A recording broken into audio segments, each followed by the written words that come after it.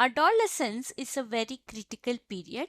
It sees more of hormonal fluctuations. Sex hormones are released in more amount, the maturity of sexual organs, etc. And that can come with their own problems, that is, adolescent related problems. So, adolescence poses many challenges. So, because of the challenges from physical, mental, emotional, and social changes, both teenager boys and girls become more and more vulnerable to many forms of trouble and challenges. So they become more vulnerable to injuries, physical injuries, also emotional stress can lead to emotional damage, etc. Drug abuse, drinking, smoking, it could be because of peer pressure that the opposite person is involved in such behavior. They would also want to feel more like an adult. They would engage themselves in intense drinking, smoking habits. They can get prone to sexually transmitted diseases because they are not aware of the consequences. There can be cases of unwanted pregnancies. They get engaged into physical fights, accidents, etc. They may undergo stress and depression also because of all the previously mentioned categories of situations. So, therefore, they will need more of emotional support from both family and friends to overcome this stress and depression. And this emotional support can also be given as from the society.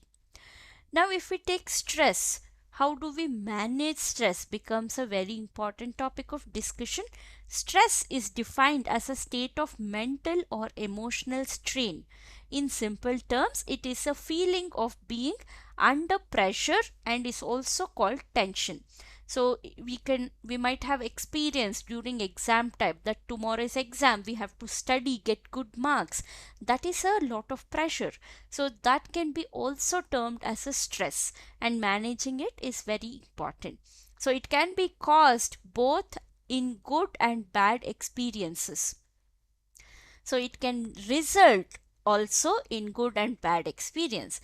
When people feel stressed by something going on around them, certain hormones are released into the bloodstream, and these hormones make heart to beat faster, our rate of breathing becomes faster, and they provide burst of energy to react, and that will result in the fighting or flight mode. So they can fight with the opposite person, or they can run away from the house, so on.